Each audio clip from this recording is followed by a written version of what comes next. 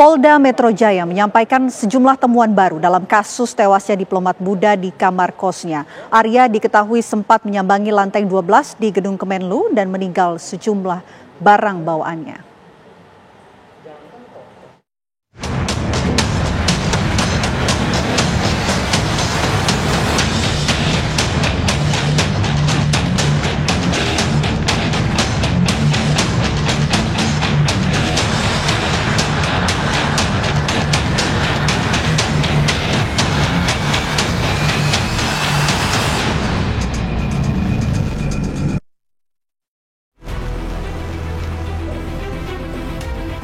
Kematian diplomat muda Kementerian Luar Negeri Arya Daru Pangayunan di kamar kosnya di Menteng, Jakarta Pusat memasuki babak baru. Polda Metro Jaya yang melakukan penyidikan kasus ini menemukan sejumlah bukti baru yang sepertinya mengarah pada kematian tidak wajar sang diplomat. Polisi menemukan pantauan kamera pengawas yang memperlihatkan Arya menuju rooftop gedung Kemenlu yang berada di lantai 12. Korban yang naik dengan membawa tas gendong dan tas belanja terpantau turun setelah 1 jam 20 menit tanpa membawa apapun. Lakban kuning yang melilit kepala korban diketahui juga dibeli di Yogyakarta seminggu sebelum meregang nyawa. Lalu, akankah temuan ini menjadi indikasi kuat Arya tewas karena dibunuh, bukan bunuh diri? Apakah polisi akan mampu memecahkan kasus ini tanpa menemui jalan buntu?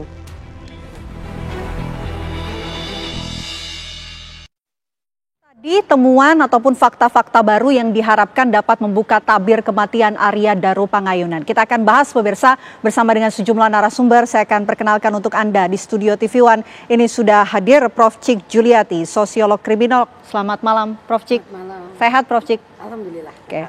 Selain Prof. Cik, ini juga kami sudah terhubung melalui sambungan Zoom. Ada AKBP Reonald Simanjuntak, Kasubdit Pemas Polda Metro Jaya. Selamat malam Pak Reonald. Selamat malam Mbak Vena. Selamat malam Bu. Selamat malam Pak. Saya mau ke Pak Reonald terlebih dahulu, izin Prof. Pak Reonald, kami ingin tahu sudah sejauh mana perkembangan penyelidikan kasus kematian terhadap Arya Daru Pangayunan ini. Kapan hasil forensik lengkap akan kemudian disampaikan oleh pihak kepolisian? Ya, terima kasih Mbak. Bisa kami sampaikan kepada seluruh pemirsa sekalian bahwa seperti yang sudah kami sampaikan sebelumnya bahwa sudah ada 15 saksi yang penyelidik ambil keterangan. Ya, dimulai dari klaster tempat dia ngekos, kemudian klaster tempat dia bekerja, dan klaster orang-orang terakhir yang bertemu dengan korban ADP sebelum ditemukan meninggal di kamar kosnya. Kemudian tim penyelidik juga sudah melakukan pembuktian secara ilmiah, ya, scientific crime investigation, di mana diantaranya telah melakukan otopsi jenazah, kemudian melakukan pemeriksaan pada ahli toksikologi, yaitu mengecek tentang ada racunkah atau pengambilan sampel dalam organ tubuh, ya, apakah ada nanti di dalam organ tubuhnya ditemukan zat kimia atau hal-hal yang mencurigakan, kemudian pemeriksaan secara histopatologi, yaitu penyakit dalam. Selanjutnya, penyidik juga sudah mengambil sampel sidik jari, ya, dari barang-barang yang ditemukan di TKP dan di sekitar TKP, di mana turut juga pada pengambilan sampel sidik jari tersebut tim Inavis dari Barreskrim Polri. Kemudian pengambilan dan pemeriksaan DNA oleh tim Puslapor Barreskrim Polri terkait dengan barang-barang yang ditemukan baik yang di dalam TKP, sekitar TKP, dengan tujuan memastikan kemungkinan DNA yang ada di sekitar TKP. Dan terhadap barang-barang elektronik milik korban seperti laptop, handphone, kemudian CCTV, telah dilakukan pemeriksaan secara digital oleh Ditsiber Polda Metro Jaya, dan kami jelaskan pada saat ini penyelidik sudah mengambil beberapa rekaman dari 20 titik CCTV, dan dari beberapa titik itu penyelidik mengambil 7 hari sebelum terjadinya ditemukan korban ADP sudah tidak bernyawa di dalam kos-kosan, Mbak. Baik, Pak Rionald. Dan, ya. Oke, Pak Rionald, kami ingin minta konfirmasi kapan pengumuman hasil forensik ini akan diumumkan. Karena sebelumnya kan Kapolda juga sempat mengatakan bahwa sebelumnya satu minggu ini akan diumumkan kepada publik. Tapi sampai saat ini juga belum ada pengumuman mengenai hasil forensik. Informasi terakhir dari penyelidik tadi, dari pihak penyelidik dari Ditreskrim Polda Metro Jaya, bahwa dalam waktu dekat ini akan disampaikan hasil baik dari puslapor, baik dari pemeriksaan secara psikologi forensik oleh Apsifor, kemudian dari ahli dari laboratorium siber menjelaskan tentang alat bukti digital, ya, dalam waktu dekat ini, Mbak, karena informasi terakhir dari penyidik tadi untuk hasilnya sebenarnya sudah keluar tadi pagi, dan nanti sekarang sedang dikumpulkan seluruh alat bukti yang ada, sedang dilakukan persesuaian keterangan-keterangan, ya, untuk menemukan fakta apa yang sebenarnya terjadi terhadap korban ADP. Oke, baik. Saya mau ke Prof. Cik kalau begitu. Prof. Cik, ini kan kabarnya dalam waktu dekat akan segera diumumkan. Tapi waktunya ini sudah cukup lama begitu kita menunggu mengenai kepastian hasil forensik dan juga penyebab kematian dari Arya. Dan justru ini menimbulkan banyak sekali spekulasi beredar di masyarakat. Apakah ini memang akibat dari keterlambatan sehingga muncul spekulasi liar di masyarakat? Ya, terima kasih Mbak. Jadi kalau menurut saya dengan lamanya mengungkapkan data-data tadi, masyarakat kita kan sekarang eranya terbuka ya. Kita bisa tahu dari berbagai macam media sosial. Nah, masyarakat kita, kita sebut dengan netizen itu ya mudah berkomentar kan. Apalagi dengan kematian yang dianggap ini luar biasa, yang tidak terbiasa juga gitu, karena lakban di kepala, kemudian bisa menutup selimut dengan rapi. Nah, tentu masyarakat memberikan persepsi yang berbeda-beda. Nah, dengan persepsi yang berbeda-beda ini terjadi karena begitu lamanya pihak kepolisian mengungkapkan data. Barangkali pihak kepolisian juga masih belum bisa mengumpulkan puzzle-puzzle yang terkumpul ini, belum masih berserakan gitu. Sehingga belum bisa diberikan suatu kesimpulannya. Kesimpulan yang pertama yang harus ditetapkan itu adalah matinya itu kenapa? Ya kan, apakah matinya tadi karena racun? Tadi kan belum dikeluarin juga datanya. Apakah dia matinya karena bunuh diri? Juga belum bisa kita tahu. Apakah dia matinya itu yang hidungnya itu dibekap gitu ya, atau ditutup gitu kan, nah, sehingga dia mati lemes, dan kita juga belum tahu. Kemudian dari kepala itu ada yang mengatakan itu ditutup plastik, ada yang mengatakan langsung pakai lakban. Ini juga belum ada penjelasan dari pihak kepolisian, sehingga masyarakat itu dengan tanpa dikomando berbicara seenaknya. Justru ini menurut saya segeralah pihak kepolisian menjelaskan hasil kerjanya sehingga masyarakat tidak lagi berpolemik kayak gini gitu. Di media massa udah liar sekali gitu.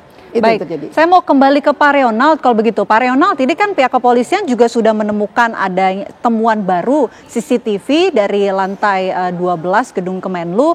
Ada korban Arya Daru ini sempat berada di rooftop kurang lebih 1 jam 20 menit dan kemudian sempat membawa tas begitu, tapi kemudian turun tidak membawa tas. Apakah itu juga sudah ditemukan oleh pihak kepolisian, tas yang sebelumnya dibawa naik dan juga tidak dibawa turun oleh Arya Daru ini, Pak Rionald? Ya, saya juga akan menjawab dari Prof tadi. Kenapa penyelidik dan kami dari Polda Metro ini terkesan lama untuk menyampaikan kepada masyarakat?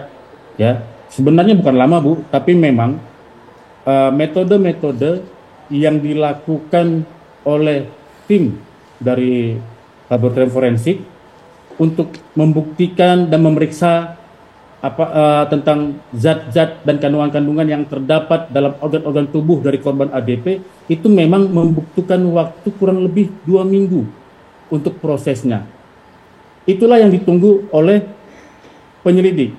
Sambil menunggu itu, penyelidik juga melakukan tindakan-tindakan, ya, mengumpulkan alat bukti seperti 20 titik CCTV, ya, yang tadi Mbak sampaikan bahwa kami jelaskan bahwa korban itu berada di rooftop gedung Kemenlu itu kurang lebih 1 jam 26 menit 56 detik. Saya ulangi, 1 jam 26 menit 56 detik. Yang mana terdapat di CCTV bahwa korban itu naik ke lantai 12 membawa tas ransel dan karton tas, yaitu body bag. Setelah dia naik ke rooftop selama 1 jam 26 menit 56 detik, dia turun, terlihat jelas yang bersangkutan sudah tidak lagi membawa tas dan body bag tersebut. Dan 1 hari setelah ditemukan kondisi korban sudah tidak menyawa di kos-kosan, setelah dari penyelidik menerima laporan, 1 hari setelah itu penyelidik langsung mencari dan tas tersebut serta body bag tersebut sudah ditemukan, ya, dan sudah dalam dari minggu kemarin sudah kita analisa oleh penyelidik dan sudah saat ini tinggal menunggu dari hasil lapornya saja, Mbak. Jadi kita tidak bisa seperti bermain dalam untuk waktu pembuktian tindak pidana itu tidak bisa berpersepsi dengan ini. Jadi semua itu alat bukti harus dikumpulkan menjadi satu, ya, keterangan saksi, keterangan ahli, kemudian alat bukti yang ditemukan di TKP itu dilakukan persesuaian, ya, untuk menemukan fakta sebenarnya apa sih yang terjadi terhadap korban ADP ini. Kemudian apa sih alasan yang bersangkutan sehingga itu terjadi, atau apa sebenarnya yang terjadi di balik kejadian tersebut. Demikian, Mbak. Pak Ronald, kami ingin tahu juga apa sebetulnya isi tas yang kemudian tidak dibawa turun oleh Arya Daru, begitupun juga kegiatan yang dilakukan selama 1 jam 20 menit di rooftop tersebut. Apakah pihak kepolisian juga sudah punya kesimpulan apa yang dilakukan oleh korban ini?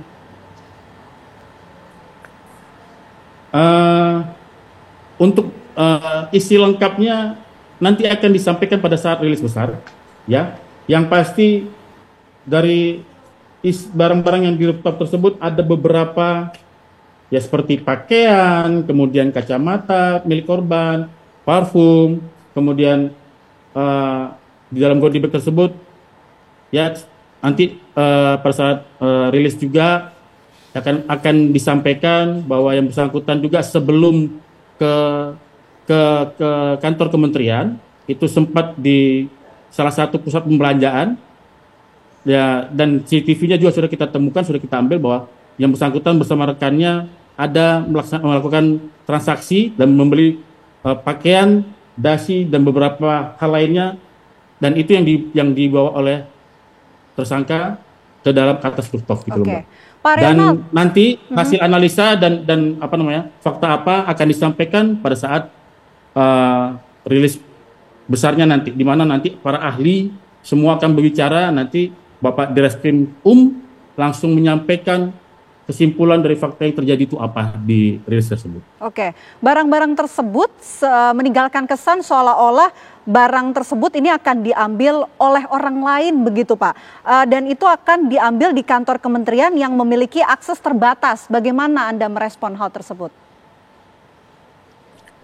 Nanti faktanya akan disampaikan oleh tim, yaitu, ya, faktanya, karena kita tidak bisa berpersepsi di sini. Ya, saya juga tidak bisa menyampaikan ini sebelum nanti dikumpulkan lagi oleh hasil fakta sebenarnya setelah hasil lapor yang tadi pagi keluar itu disampaikan oleh tim kepada penyelidik. Nanti penyelidik akan menyampaikan hasilnya kepada masyarakat semua secara transparan. Baik, nanti akan disampaikan oleh penyidik. Prof Cik, mungkin nggak sih kalau misalnya Arya Daru korban ini meninggalkan barang untuk kemudian diambil oleh orang lain di lantai 12 tersebut? Itu kejadiannya kapan ya? Artinya ketika dia naik ke rooftop itu berapa hari sebelum ditemukan? Beberapa jam sebelum meninggal. Beberapa jam. Yap. Nah, kalau beberapa jam sebelum meninggal, dia beli bajunya tuh jam berapa gitu kan kita bisa lihat ya. Nah, kemudian kematiannya itu juga kita belum tahu ya. Belum ada rilis beritanya kan kematian jam berapa. Mungkin itu bisa diungkap dari lamanya kaku mayat gitu ya. Jadi kalau diberitakan sekitar jam 2 ditemukan dan sudah meninggal, kan bisa kita tentukan juga tuh mundur 10 jam kaku mayat. Berarti kita bisa tentukan dia meninggal sekitar jam 3 atau jam 4. Nah, seperti itu. Nah, itu kan bisa menjadi bahan tambahan untuk penyelidikan gitu kan ya. Sekitar itu. Dia sementara kalau lihat CCTV yang kemarin-kemarin, dia membuang sampah sekitar jam 12. Gitu kan. Kalau jam 3 berarti kan dia sedang tidur lelap. Nah, apakah dengan tidur lelap terjadi sesuatu atau dia melakukan sesuatu gitu loh. Nah, ini kemudian data yang mesti dicari juga mungkin wawancara dengan pihak pengelola kos dan penjaga kos yang mondar-mandir di situ. Gitu. Mungkin itu bisa dilihat. Kemudian mungkin tambahan ya Pak Polisi, apakah nanti bisa dijadikan tambahan juga data kenapa ketika istrinya menelpon pihak kos itu bukan mengetuk pintunya gitu loh. Tapi hanya mondar-mandir dan agak melihat gitu loh ke jendela. Nah, ini menurut saya ya juga perlu dijadikan tambahan untuk data penyelidikan gitu loh. Nah, jadi menurut saya tidak hanya rooftop ini yang jadi masalah gitu loh. Tapi coba direntetin lagi gitu loh. Secara kronologisnya dari dia mundur ataupun dari dia maju dari rooftop yang didapat. Karena tidak bisa hanya rooftop itu. Kita kan belum tahu apakah di sana ketika dia melakukan aktivitas itu ada yang merintah atau itu inisiatif dia sendiri. Nah, ini yang apakah data itu sudah ada gitu loh. Tentang itu ya. Apalagi kalau kita lihat nih sejauh ini kantor kementerian tempat barang-barang tersebut ditinggalkan itu kan juga orang-orang terbatas yang bisa mendapatkan akses masuk ke dalam, Prof. Iya, justru di situ yang jadi bahan pertanyaan kita dan perlu diselidiki dengan orang-orang terbatas yang bisa masuk ke sana dan sampai di rooftop itu kan hanya orang-orang tertentu. Jadi apa motivasinya dia membawa barang tadi ke atas? Tadi kan katanya setelah ke atas barangnya nggak dibawa. Ya. Nah, itu kan juga perlu menjadi suatu pertanyaan besar. Ada apa peristiwa itu? Adakah yang memerintah ataukah kemauan dia sendiri? Apakah di atas rooftop itu diindikasikan dia akan loncat dari lantai 12? Kan belum kelihatan. Gitu. Baik, saya juga ingin kemudian Pak Reonald menjawab soal adanya lapak ban kuning yang kemudian ini informasinya dibeli 1 minggu di Yogyakarta sebelum kejadian. Nanti direspon oleh Pak Reonald usai jeda. Apa kabar Indonesia Malam akan kembali untuk Anda pemirsa sesaat lagi.